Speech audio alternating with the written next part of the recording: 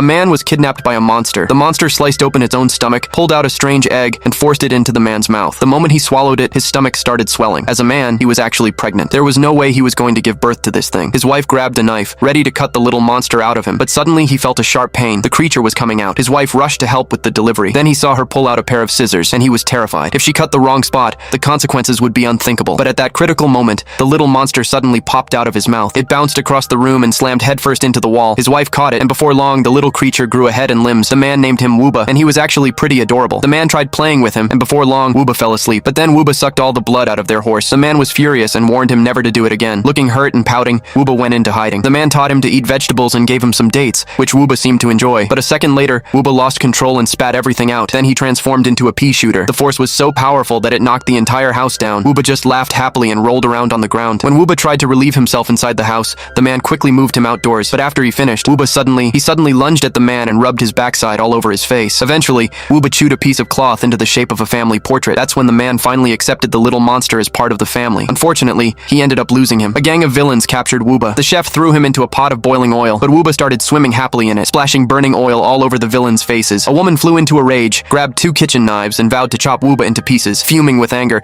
she hacked away with all her might. Wooba was flattened into a pancake and tossed into a steamer. But when they finally lifted the lid, Wooba suddenly woke up, stretched his limbs, and let out a huge burp. He successfully escaped the villains and found the man and his wife. Then he leaped straight into their arms, and both of them burst into huge smiles.